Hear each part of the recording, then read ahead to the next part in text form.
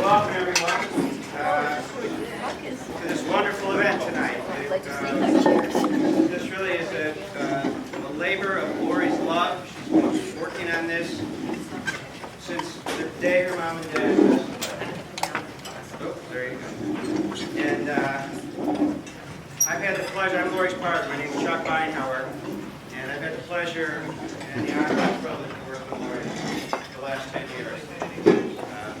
And so I want to tell you a little story about that, to tell you how the ways that life changes and twists and turns every day.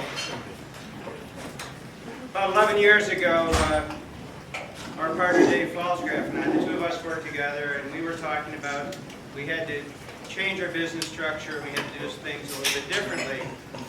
And we said, well, we need to bring in another partner. And so we were talking about it, and Dave called me down to his office one day, and he said, well, I've got the perfect partner for us.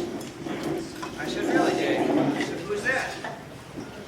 And he says, Laurie Menzies.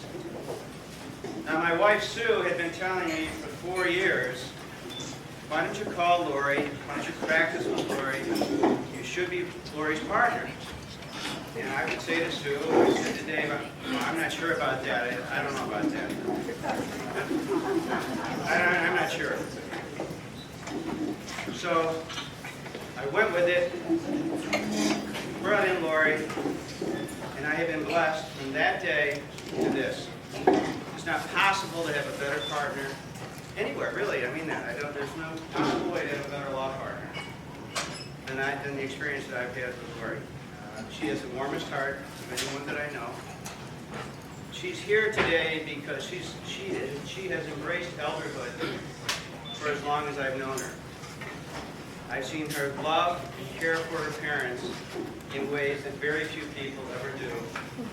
And with a willingness, and never once complained, never once came in and said, this is too much, I can't do it. And she gave her life and her attention to Mom and Dad. She gave her life and her attention to her wonderful husband, David. And she gave her life and her attention to our law firm throughout this entire time. So the book that Laurie's written is the story of her journey. And it's a wonderful story. And Laurie has embraced elderhood, and I hope that everyone in here will do that as well. The idea that we have an opportunity to live in a different way than our society tells us we should be living, it's really what's behind this. So tonight, Laurie and her wonderful friend and our friend Andy Anselmo. Andy, you want to come up? They're going to talk a little bit about embracing elderhood. They're going to sing a few songs for us. We have to really push up to get a thing. Well, we'll have to push them then, because Andy was, he studied at the community music school here in Buffalo. He went down to New York City. He made quite a name for himself. The New York Times, he taught all the stars how to sing. He taught Mary Tyler Moore, Liza Minnelli, Tony Bennett. So Andy has a wonderful background, a litany of stars. Regis Philbin, Brooke Shields, you name them, Andy's worked with them. And one of them is on doing 60 Minutes with him tonight. Is that right? Who's that? Yeah, which we have to miss.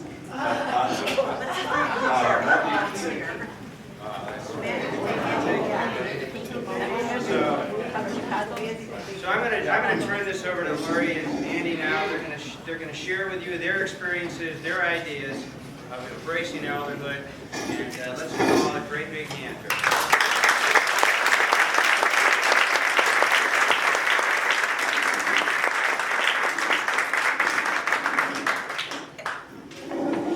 Well, the only thing that could make tonight better would be Mom and Dad being here with me.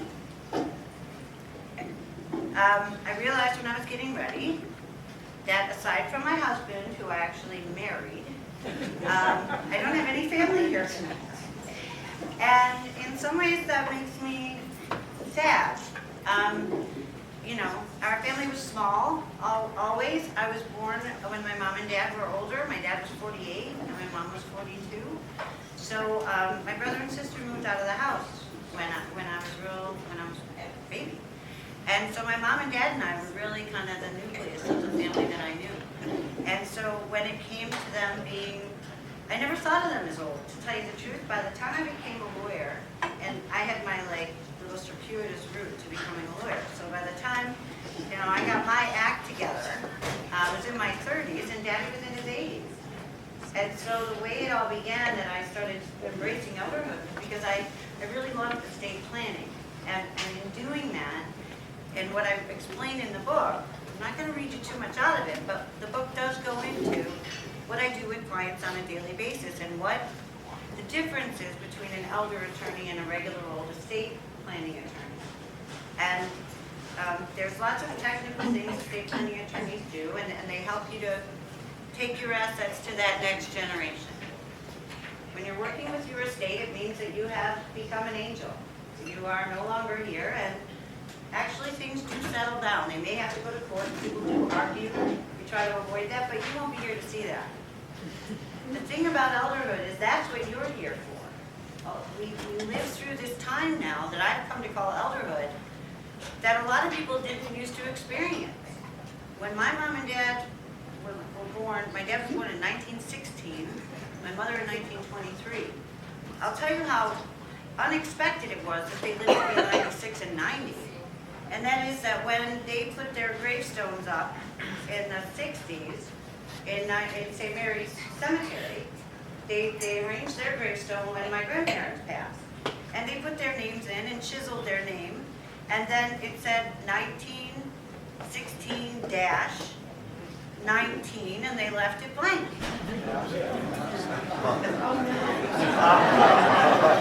Dad didn't die until 2012, and Mom died in 2013. But in 1999, I told them they didn't have much time left.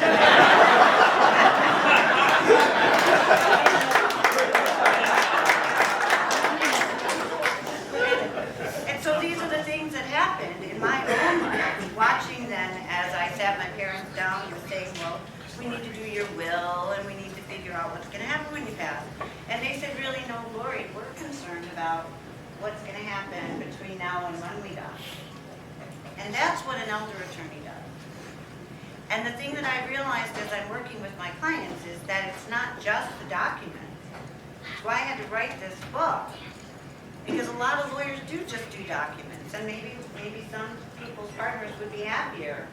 You know, I'm grateful for Chuck and for Jamie and Frank that they put up with me kind of embracing my clients and getting hugs all day long and really taking this to the level where I want to know that the people are set with not just their document, because what I realized walking through this with my mom and dad is that I had everything set as far as you could plan, as far as documents go. But what happens as people enter in this phase of elderhood, which is where maybe from 80 to 95, we didn't used to get to live those years, and we didn't really plan for them. And I don't know if many of you get my blog, but some people aren't so excited that we're all living this long and might expect that maybe we would better off die younger because we're not useful or as contributory at the age of 95. But I would beg to differ that. Whether it's someone who's still teaching, or someone who's still writing, or I have so many people who are here that are so special in my life at every different age, but especially most of my favorite clients are over the age of about 88. So, and Andy's become one of my closest friends and my spiritual buddy. And we found that we think about things and react to life in the same way. And that we wanted to share with you some of the secrets of embracing life at whatever age you're at. And the cool thing about elderhood, now I don't know if you saw my dad's book.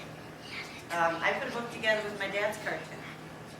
When it turned out he couldn't walk anymore, And this is one of the things about, I don't know, contributing or not contributing. My dad never was, you know, like the man wrote that article, he wasn't a Nobel laureate. He wasn't a physicist or a company president. My dad worked for the post office and drove a trolley in downtown Buffalo. But he loved his family well. And he tried to teach me that it wasn't what I did, or whether I got a 98 or 100, which was so important to me. I needed to perform, I needed to dance and make you like me. And my dad tried to get me to understand that he liked me no matter what. And as he got older and lost his ability to sing and do all those, and even tell jokes, you know, I realized that I liked him just because he was here with me. And I wanted that love to never end. And I found that it didn't end when he passed, and he's still with me. I know they're here tonight. I felt that yesterday was their 73rd wedding anniversary. They made 70 years together before my dad passed. And then my mom passed shortly after that. Now, I know that won't happen to me because I didn't get married until I was 43 and I'm quite independent. David, I think I'll be all right if something happens. But my mother definitely wasn't. After 70 years, she just couldn't imagine being here. And I kind of knew that was going to happen, you know. They had that love story. What I thought I'd do real quick is just read a couple little excerpts from this. It started off as teaching everybody all of the stuff that I have to teach everybody every single day. That should be what every lawyer teaches you, but it doesn't seem like you've learned that. Like you come to me already having wills and having things and thinking you have an estate plan, and nobody ever really taught you the basics about how your money's going to transfer and all of that. And then you find out that, you know, if you hit this long-term care need, most people don't understand who pays for it. And don't ask the discharge planner at the hospital to help you explain it, right? It's all confusing. And so I did write a chapter on embracing elderhood, what is estate planning, basic documents, all in the family. That's when I want to kind of focus on a little bit. That has to do with all of the things you don't expect that your family's going to do and say when reacting to what's going on with your mom and dad. There are many levels of care and then how people pay for it.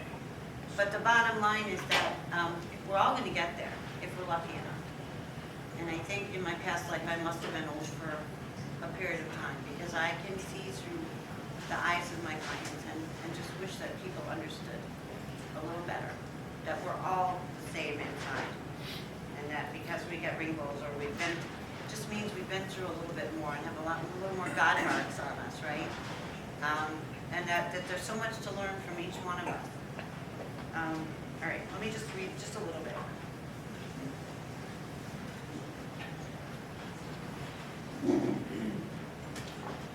So here's the practical part. If you don't plan for the time between retirement and death, the assets you have accumulated over your life may not be there for your heirs.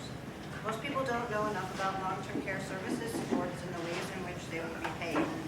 Planning for these potential needs can prevent unnecessary loss of wealth and alleviate future family stress. Not surprisingly, putting a plan in place for aging actually reduces stress. By asking the right questions, experienced advisors can help clients make decisions and design the life they want to live as they age. So tonight with me, I have some of my best friends who are also colleagues in this journey.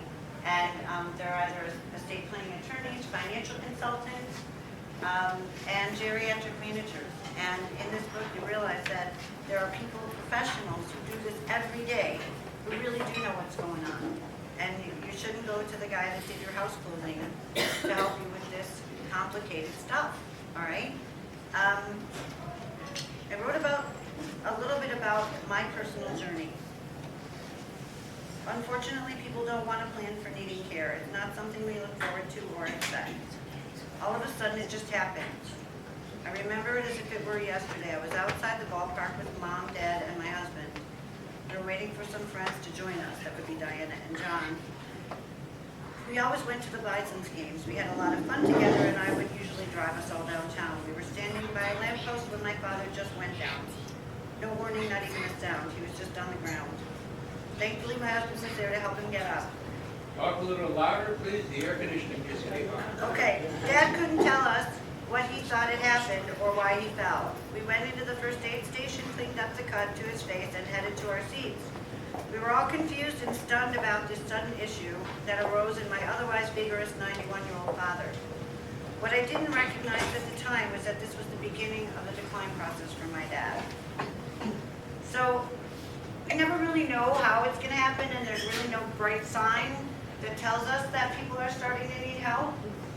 But that's part of, and a lot of people don't want to see that because it's going to change what's going on in your life. And everybody wants everything to stay the same. And so part of what I learned in the process of getting ready for tonight, I didn't order enough books. And the last order that I put in will come in Friday. So I was like, oh my God, I am the only person in the history of writing a book that's having a book signing party, and I don't have any books. And I thought, no, that's kind of like me, so people will understand, right? But what I realized was that's exactly the way my life was for 4 years with my mom and dad when they were in decline and they needed help. And Beverly will know this, that we try to get, I wanted to make it all settled, like, okay, now I've got you, you have 2 hours of care in the morning and 2 at night, and you've got food in the fridge, and I'm gonna go to work now, and you just stay where you are, and we're good, right? And so they're supposed to be okay there. And you know what, that goes on maybe for a week, and everything's good until somebody falls again, or somebody gets some type of a sore, or they get an infection or a cold, and then you've gotta get back to the doctor again, and it's starting to feel like I have children, and I've never had children. I don't have this responsibility. I didn't have them on purpose because I can't handle myself. Now all of a sudden, besides getting to work and figuring out what I'm gonna wear, I've got to stop at mom and dad's every morning, right, and figure this out. But it wasn't just that. It's the fact that unexpected and events that you don't really know how to handle and how you're going to react to will happen frequently on this journey. And that it's a continual loving thing to kind of adjust and realize. The hardest thing to realize, I think, for my mom too, I remember the day that my mom kept saying, Dad's got to get walking again. She wanted him to walk so he could start driving again. So they could start going to dinner again and make it like it was a year ago. You know, I'm so glad I got married and that David finally asked me when he did, because Dad was 91 and we had a great night at my wedding. And Dad said, Dean Mark, all night long, you can get away from the microphone. But within 3 years, we were watching this decline. And I had to tell my mom, it's not going back there. We're walking this way together. And I would never trade all of the work I did with them, because I knew at the end of that, when I got my breather and when I got my rest, they were going to be lost. So it's a real hard thing, and what I want this book to do is take away some of the questions you have about the planning process itself. Who pays for what documents you need. Get that stuff out of the way so that we can spend time loving each other. Because it's hard enough, especially when family then. You know, like Thanksgiving's coming. And the family that isn't here tonight, I get to go visit in Vermont, right? And, you know, they don't always behave the way you want them to when you start planning for mom and dad.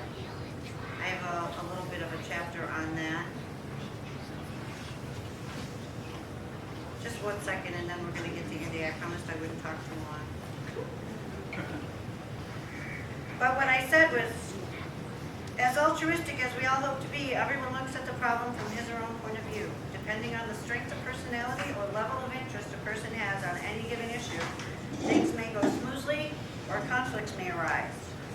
Take the local child who's taken most of the responsibility for caring for her parents. This may be because she wants this responsibility or because she's the only one left in town. While at first she may be only helping mom with cooking or shopping, her role may soon evolve into paying the bills.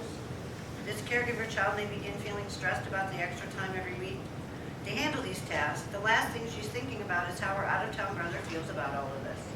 This brother is an accountant and has been named as power of attorney. He isn't being consulted on how mom's finances are being handled and is concerned that she's spending too much money on groceries lately.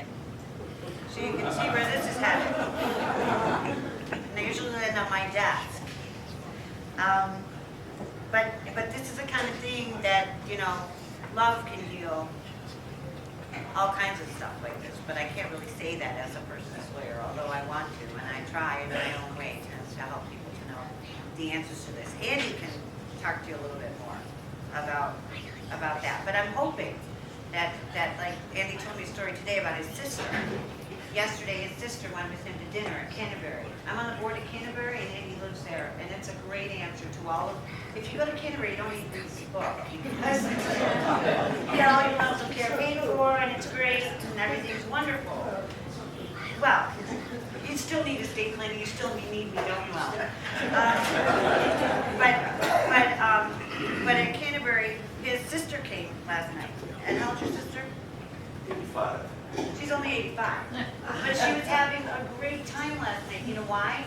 Because she was being herself among her peers. And she wasn't just waiting for her kids to come by and visit, right? And waiting for the grandkids. There's something about embracing elderhood and being yourself, being that person that maybe you never were told that you were allowed to be because you were being someone's kid or someone's wife or someone's mother. Isn't there a time when finally in life we're not like who we are because of the job we had, but maybe because of all the things we've learned and all the things we can share? And to get that freedom of being an elder in this community. And I wish more young people spent as much time as I do with this population, that we could engender that type of embracing of the longevity that we're being blessed with these days, you know? So Andy caught on to this kind of thing that I think we can all catch on to. Like, I got it now because I've been through some rough things, and Chuck and I together have found a way that we ask God to help us to see where we're supposed to give and how we're supposed to get what's important in our life. And Andy found that really at a young age, and that's what led him to be the cool guy he is today. Why don't you tell us a little bit about that? I'm so depressed.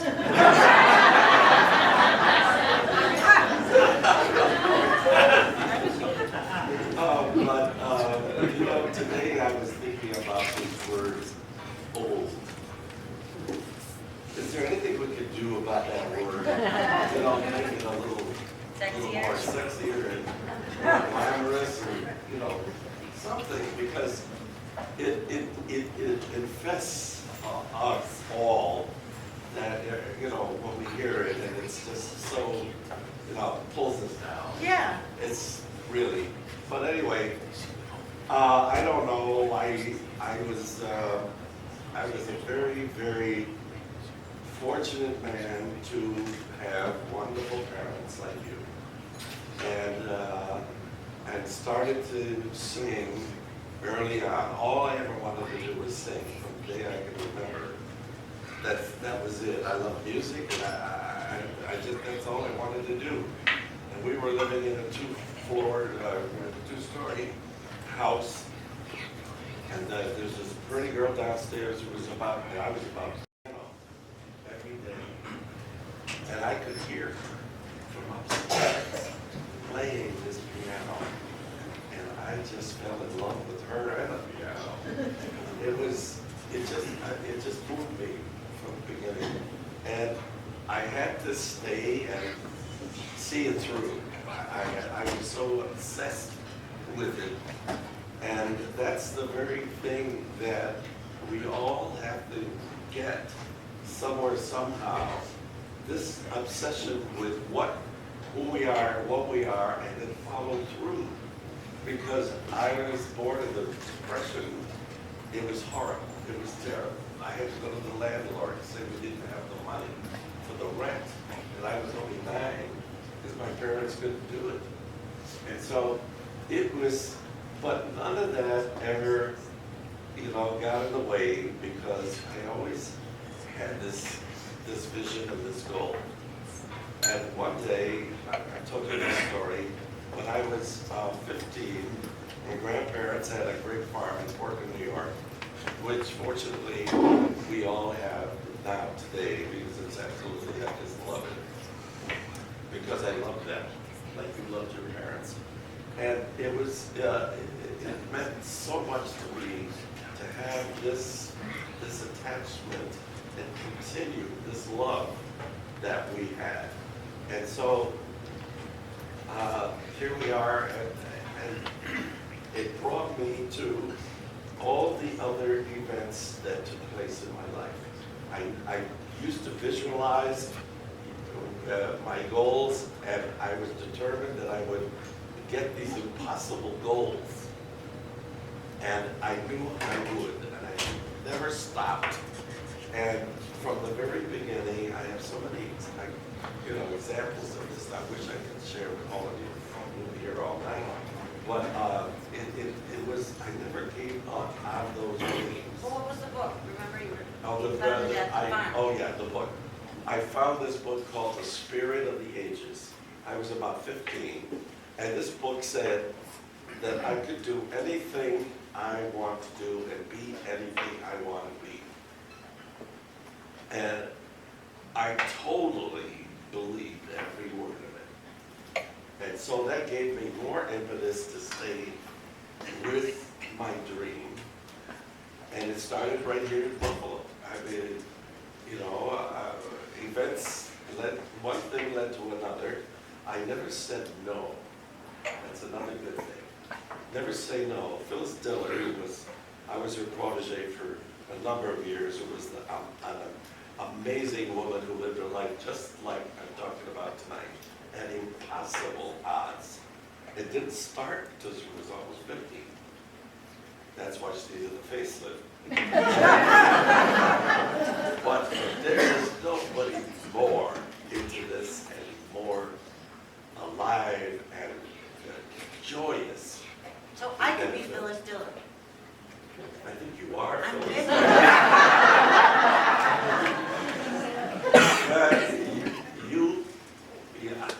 You are a star in your own right. In my own mind.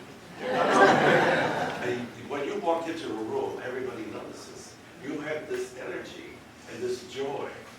That's what we have to take with us, no matter where we go, into the doctor's office or wherever it is, because we embrace the truth.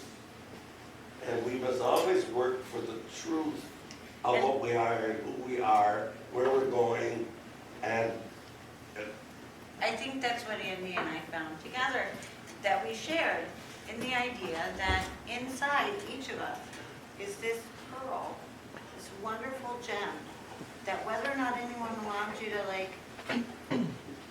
get it shiny yet, whether you were told, you weren't good enough at work, or by your husband, who might now be passed away, at some point, and I hope it's not 5 minutes before, you say your last prayer, that you get right with who you are, and be open to seeing that beauty and that unique creation that each of us is in our relationship with this world and with that creator that made us. And so there's all kinds of things that happen to us along the way. And some people get tired by the time they're old. And that's because they kind of get worn down by all the other people that may be following. But each of us deserves a chance. you have to let that spirit within us always be there and work out from us. There's a spirit in all of us. There's God. We are all here because God put us here. But you can see it in some people because they kind of got rid of all of the stuff that was weighing them down. You know what I mean? And so I think being older is a time when you finally can let go of everything everyone else told you had to be. I mean, finally, tell your kids to go pound sand. That you're going to use the money for yourself. That if you wanted to travel, I mean, I would love to embrace Elderhood in a way that I could be like a cruise director for all my clients, and we could just go on trips or do the things. I mean, there's this really cool thing called Senior Wishes, where it's a fundraiser thing, a nonprofit, but they try to get people who still have some dream that wasn't completed to be able to do that. Do you know what I mean? But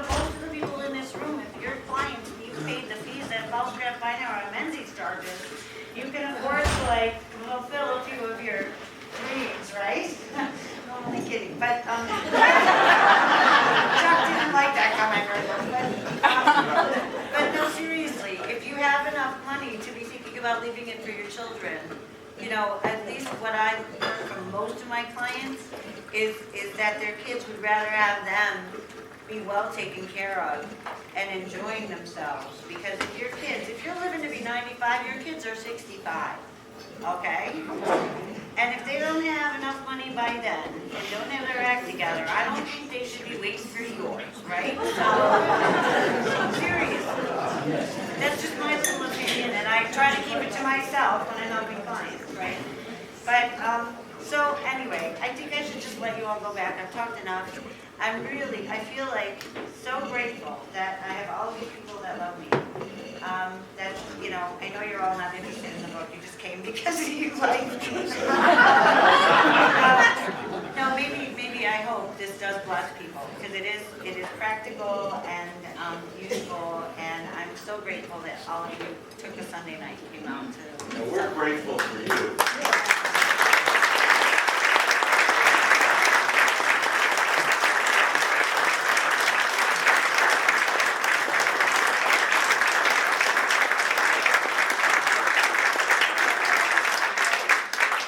Anybody have any questions? Yes. I've enjoyed your talk, and I was just a little unhappy with the fact that it was taking people who don't want the elderly or the aged to be around. I don't know who that might be, but I think that as we move along, I think people will embrace the gift of the older folks in our lives. I hope so. I was responding, 2 weeks ago I wrote a blog, and like my father would go, blog with that, speaking of this, right? It's a thing where you just get to write your opinions a little bit, and it's on the website Embracing Elderhood. And what happened was an article came out, and it was written by Rahm Emanuel, his brother. His name is Ezekiel. And he wrote an article in the Atlantic magazine that said, "Why I Hope to Die at 75." And basically, he's a doctor who actually had a lot to do with the drafting and implementation of Obamacare, and does a lot with public policy. He's the director of ethics in the National Institute of Health. So this is where our ethics are coming from. And his opinion was, his father is 88 now. He said that 10 years ago he was still making rounds. His father was a physician. But that at 88 now, he only still swims and takes care of his wife and lives with his wife and says he's happy. But he's not productive any longer. And he believes that if you live too long, people seem to you as pathetic and feeble and not the selves that you were when you were young. And that's what you should leave them remembering.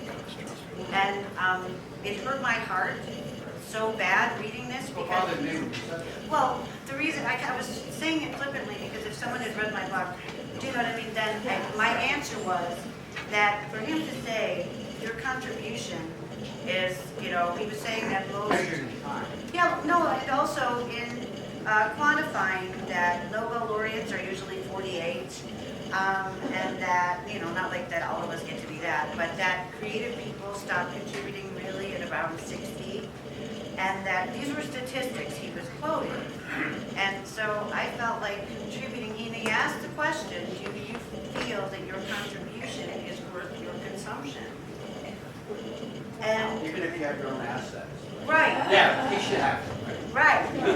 But this was my answer was that my dad contributed to the growth in my ability to give, my ability to be selfless and to think of someone else for a few minutes a day.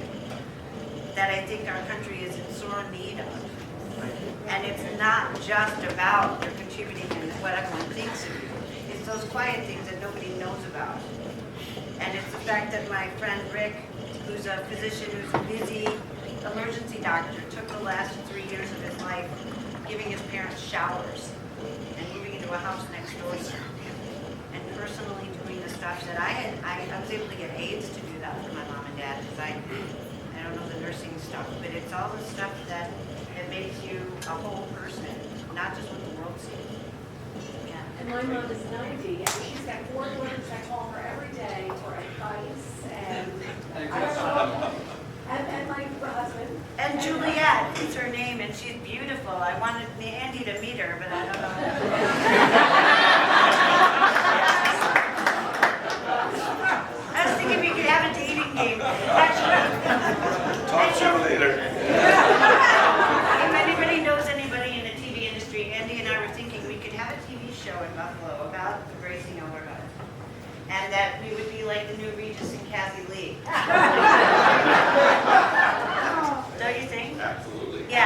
could have like topics about elderly and planning. I just don't think the TV has anything like that right now. We're not moving in that direction, and the population needs it. Andy and Julie. Yeah. You know, I fly to New York every 2 weeks now to teach a girl still that makes I've six been figures. teaching since she was 9, and she is 24 now, and she's on her way to having a wonderful career. She's the joy of my life. She's so gifted, so talented. I knew that when I opened the door and saw her at 9, and I thought, this girl, she's like an angel. She was like shining. I never saw anything like it. And then when I started to see if she had any voice, I never worked with anyone that young.